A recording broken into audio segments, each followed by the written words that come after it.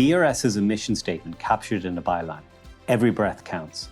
That byline is important because behind it are all the activities of the society. We breathe so effortlessly, we almost take the process for granted. But it's not the case for people who have lung disease. For them, the daily act of breathing can be a struggle. In this series, we're going to review the simple act of breathing and examine how we breathe through the lens of some of the great physiologists and the institutes where they worked. And we're going to see how this is connected to the modern day institution.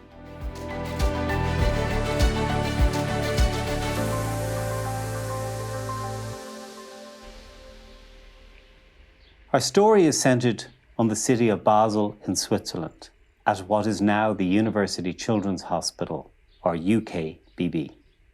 The UKBB has a reputation for excellent clinical care and is world-renowned for its medical research. It is led by Professor Urs Frey. We have approximately 100,000 patients a year. Most of them are outpatients, about 6,000 to 7,000 patients, inpatients. We are really a modern children's hospital. There's a long tradition of research in mathematics, in medicine here in Basel. Many important physicists, mathematicians, medical doctors have been in this place. To understand why Basel is so important to the field of respiratory mechanics, we need to go back over 100 years to the early part of the 20th century. Today, it seems remarkable, but back then, very little was known about the process of breathing.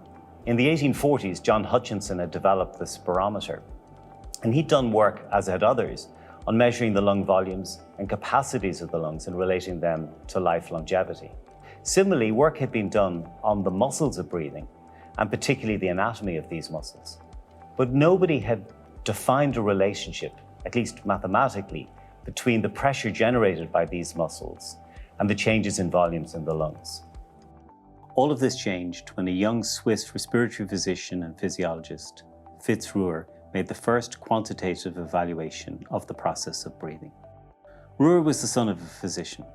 He studied medicine in Zurich, and he did further studies in southern Germany at Tübingen University. It was there that his research career began. What he did was so simple, but yet so imaginative. He framed the process of breathing in two components. The first was the elastic stretch of the lungs, and the second was flow of air through the air passages, or pipes as he called them. To these two concepts, elastic stretch and flow through tubes, he applied the well-established mathematical rules that quantify elasticity and flow through tubes, and thus mechanical work. With no background data available to him, he had to measure the relevant variables that apply to these mathematical rules. And to do this, he had to make bespoke devices. Rohrer was actually a 1920 professor here at the University of Basel. I think he was a genius, really.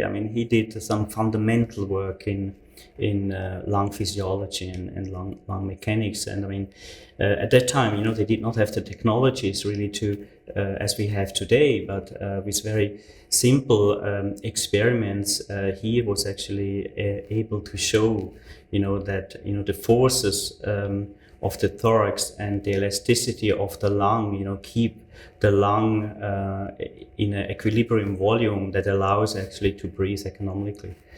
And he also did a lot of work, how flows and pressures behave in the lung. I think one of his fundamental new finding at that time, and that's more than 100 years ago, he defined the relationship between pressure that needs to be applied in the lung and the resulting flow, and that this is dependent on the state of inflation of the lung. And that is something that is still, today a very important issue, particularly in small infants. And that's basically, where I, for the first time, actually got in contact with his work, because in infants, they have these questions of how big is the resistance in relation to the volume, the lung volume, is imminent. It's very, very important. This is a screenshot of Ruhr's first paper. In English, it's called Resistance in the Human Airways and the Influence of the Irregular Branching of the Bronchial System on the course of breathing in different lung regions. In the introduction to this paper, he lays out his groundbreaking insight. He puts it very simply. He says, the airflow in the air passages, like the flow in branching pipes, is a purely physical process which follows well-known rules. Specifically, he's referring to Pusey's equation. This says that flow is directly related to the pressure difference across the tube, the radius to the fourth power of the tube, and inversely to the length and viscosity of the fluid that's flowing. Now, this is really insightful. At this point, he doesn't know if the flow in the airways is laminar. He does recognize that the passages or air tubes are irregular in the branching, and this may affect flow and make it turbulent rather than laminar, in which case Pusey's formula doesn't apply. To address this central question, he needs to know what the influence of the irregular branching pattern is on flow. So what he does is he dissects and measures the length and diameter of airways of a human lung that he resects at autopsy. And with this, he makes these measurements of the length and the branching structure. And he calculates the Reynolds formula, which distinguishes laminar flow from turbulent flow. And he also does this, and this is so ingenious. He devises a series of tubes that are the same length and diameter as what he measured at the anatomical autopsy. He constructs them in such a way that he can have an irregular branching pattern. He generates a smoke in a conical flask, ammonium chloride, it's visible. And then he sucks the flow through an air-containing pipe and the ammonium chloride down this pipe by a bellows, which he has here. And then he measures the flow. And in that way, he can actually demonstrate that the airflow is laminar and not turbulent. He produces this lovely picture.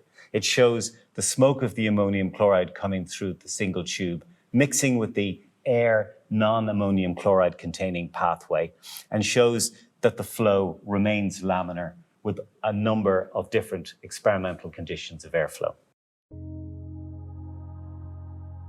For me, this is the pièce de resistance. This is the final figure in the paper. Along the x-axis, he shows the various generation of airway, starting with the small airways in the intralobular region, the small bronchi, the larger bronchi, the glottis, and the upper airway. And along the y-axis, instead of showing resistance, which is what we typically see to illustrate the site and origin of asthma and COPD and the effectiveness of bronchodilator drugs, he shows something much more interesting. He shows airflow and its velocity. And what you can see is a slow rise in velocity through the small airways, and then these peaks of increase in velocity followed by a fall and a huge one around the glottis. The significance of this isn't lost on him. And he says this thrice repeated narrowing of the flow line seems to have a physiological significance in the act of coughing to remove secretions. That's a fabulous insight. He shows these dips here where there's an increase in resistance, and he frames this in that important measure. But one feature that he points out, and I think this is lovely, is he says the flow here he likens, using the Beaufort scale, to a hurricane.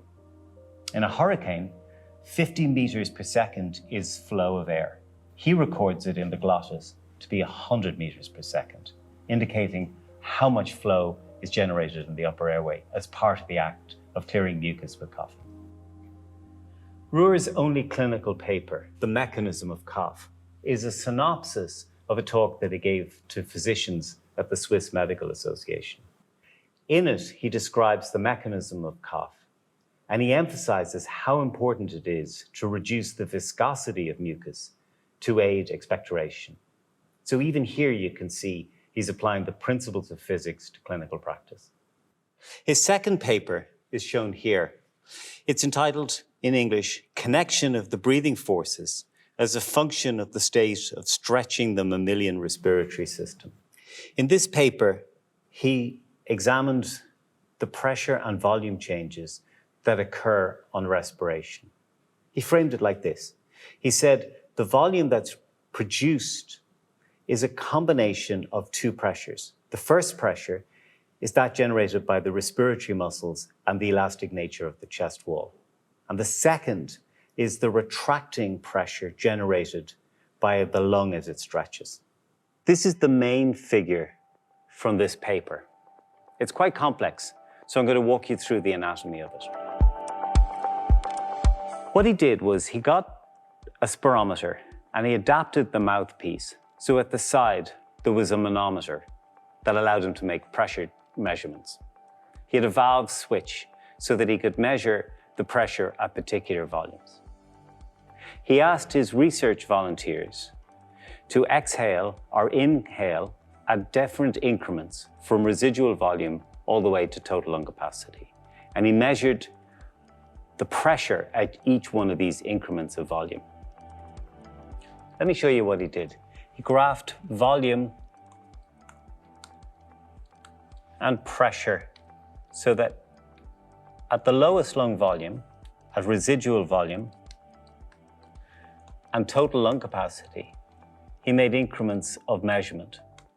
And he graphed the pressure that the subjects generated at this point so that you get a standard pressure volume curve. We're all very familiar with this. What was interesting and completely novel, and probably the most unique feature of this paper, is that at each one of these volumes, he asked the subject to stop making a respiratory effort. And he noted that the pressure still existed, but at a much lower pressure. I think if you imagine it like this, you're trying to blow out. You ask your respiratory muscles to stop breathing. You'll notice that your cheeks still expand. And what this is a retracting pressure, and that pressure is the recoil pressure ascribed entirely to the elasticity of the lung tissue. And this is the relaxing pressure that he graphs, and he comments that this is much lower in older people and in people with emphysema. Incidentally, Ran and colleagues, almost 30 years later, did exactly the same set of experiments. It was just pure coincidence. They'd never read Urs' work. This figure is really well known. It's produced in almost every basic textbook of respiratory medicine. And the only difference between it and Urs' figure that we've just seen is that the axis is shifted. So along the x-axis, we show pressure and volume along the y-axis. But otherwise, it's exactly the same experiment. And most importantly, they show the relaxing pressure, which we now know as a static compliance curve. It was this kind of thinking, innovative, smart, and using the minimum amount of equipment that brought my attention to Professor Urs Frey. He's interested in the mechanics of breathing in infants.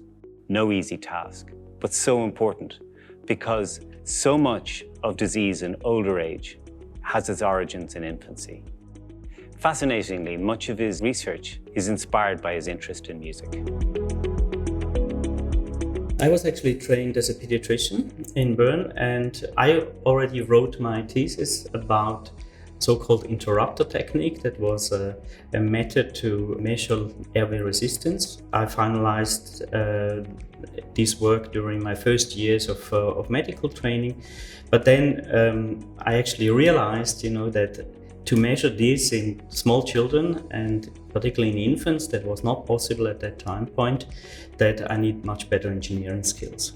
For that, I got a grant and I spent some time at the Boston University in 1993, and then later for 4 years in London and in Leicester in the UK to perform this type of research. At that time, biomedical engineering was a novel field.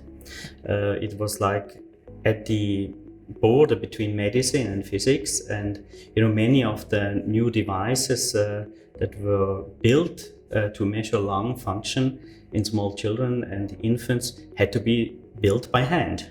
I worked with Professor Mike Silverman, who was really my mentor or one of my mentors, and we were particularly interested in why are infants prone for wheezing disorders. Probably every third child in early life has one of these episodes, but it's not understood very well why these infants are so susceptible to that. We already knew at that time it must have to do with the airway obstruction, but it was not possible really to measure airway obstruction so easily with lung function at that time. We developed methods, to measure this airway function. We started to understand, that not only the airway diameter, but also the airway wall properties play an important role in the question whether or not infants are so susceptible to wheezing disorders.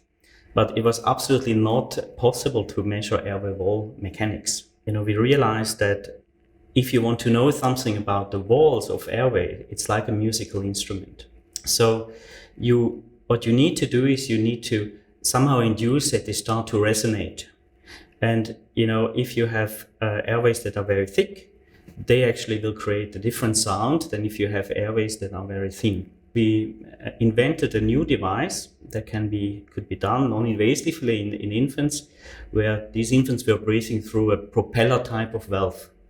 And this propeller, started to induce oscillations in the airways, and we could actually measure the resulting flow, and in a way we could measure the acoustic response.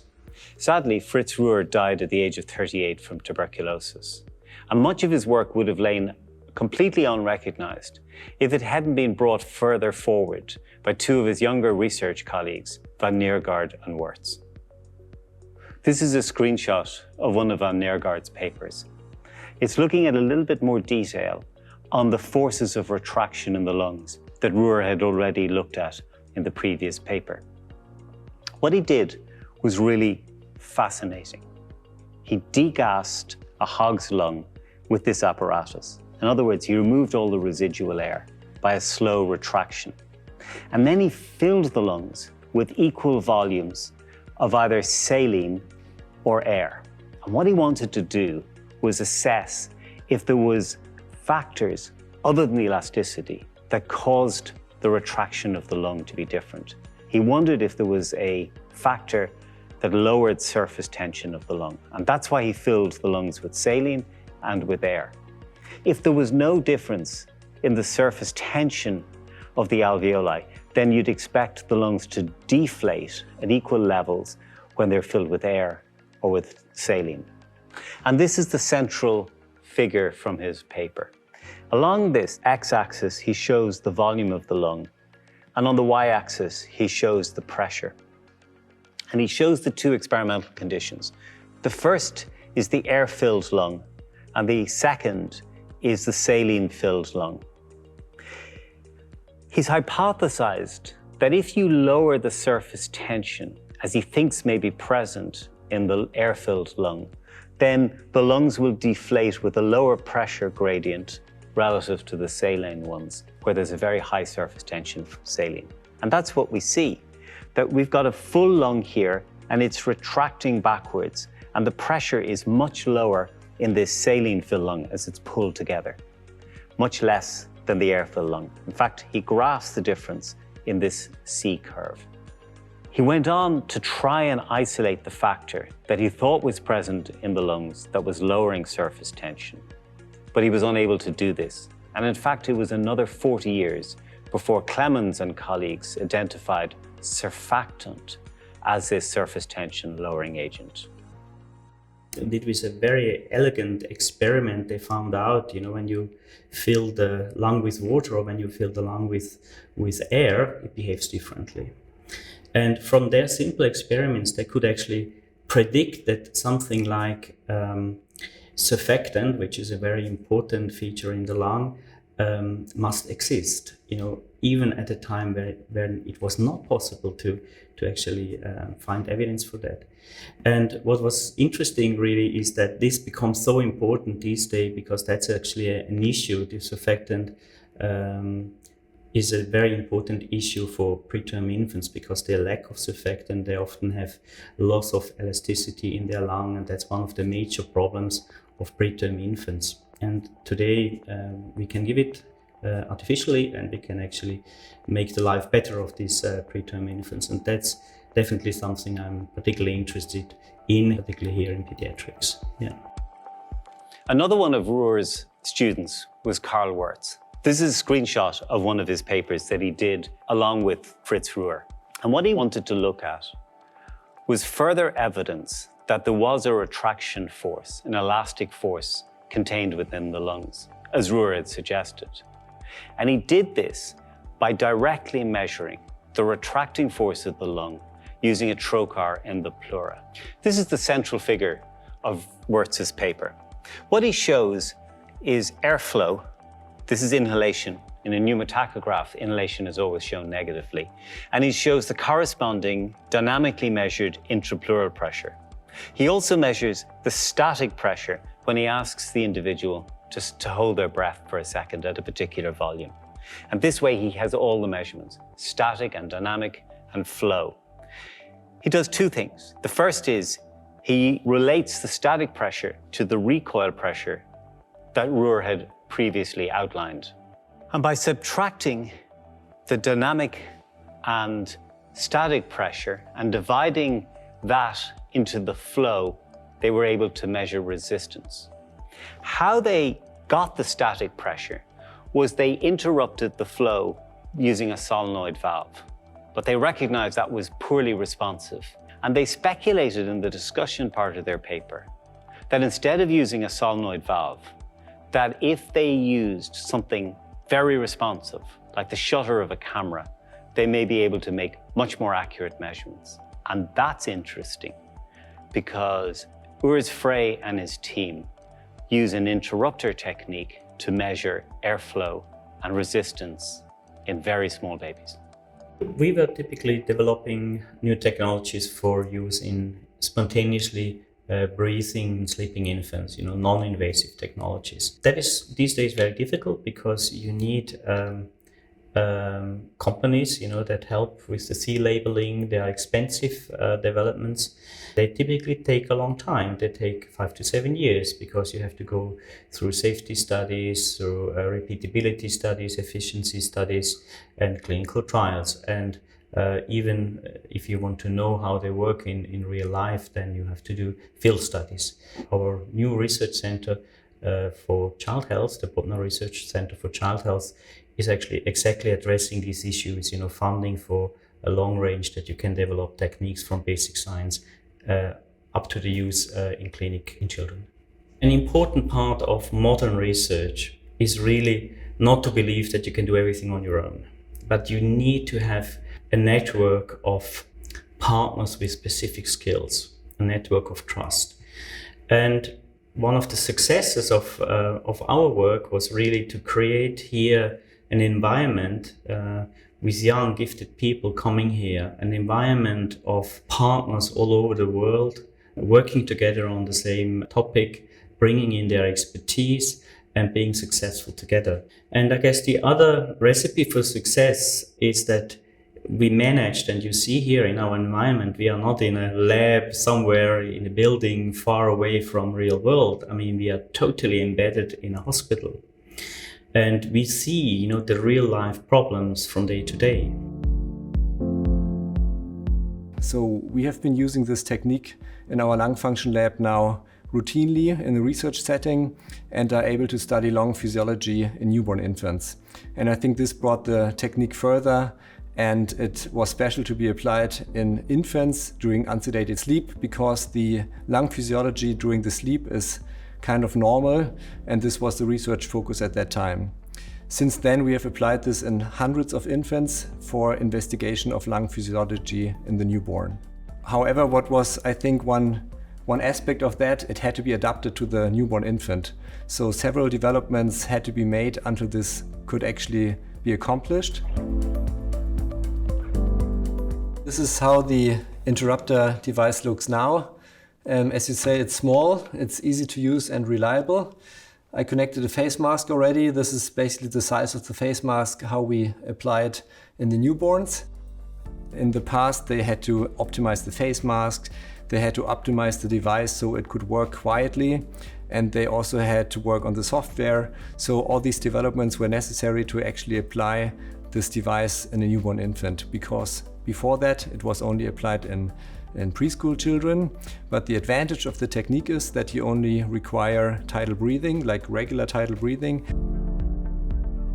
on this graph here, you see the change in the flow signal when the interrupter closes. This is depicted here in the figure, and on the x-axis you have the time, so it's a very short period, but we see a sudden change in the flow signal.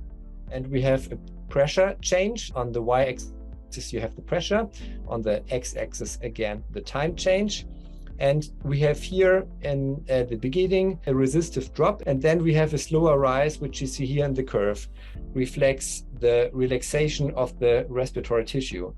And by having the information on the flow and the pressure, we are actually able to calculate the RINT, which gives us our final value which we are looking for. And in this specific study, we compared the RINT values between term and preterm infants. You now see the comparison of RINT values between the term and the preterm group. And what you see here, that for the preterm group, we have higher RINT values compared to the term-born group. So they have a higher RINT value indicating airway obstruction. And this is actually a pretty interesting finding, because we know from studies in older children that former preterm infants have a higher rate of airway obstruction. And with this data measured here in infants, we can actually show that this obstruction which we see in older children can already be presented with this technique at this early age. We also looked at the coefficient of variation. The coefficient of variation tells us the variation if we have a repetitive measurement. And we performed in these children not only one measurement of RINT, but several measurements. By such, we were able to calculate the coefficient of variation. And what we see here, again, the comparison of the term and preterm infants. On the left side, the term infants have a higher coefficient of variation compared to the preterm infants. Basically tells us that the breathing mechanics in preterm infants show less variability. With this data, we cannot conclude whether this is due to different breathing control, centrally regulated, or whether this is due to different pathologies of the lung due to prematurity, for example.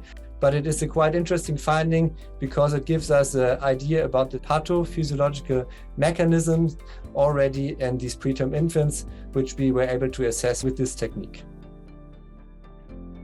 I think it's absolutely important, to have teams of specialists of different fields.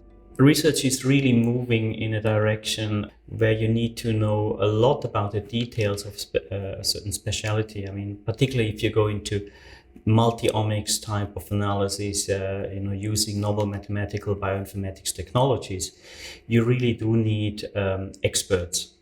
But what is also important, and I think there's still a lack of this kind of people, people who can actually integrate these different specialists, who can actually make them understand of each other's language and needs and skills. What we need more and more to understand lifetime courses, and we need to follow up infants that have been exposed, for example, to air pollution in early life or to severe infections in early life.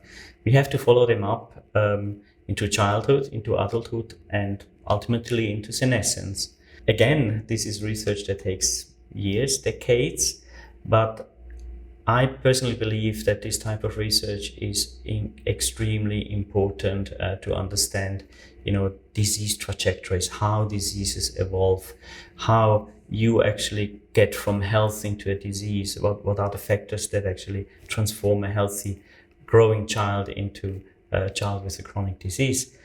And it will also help us to elaborate on preventative strategies.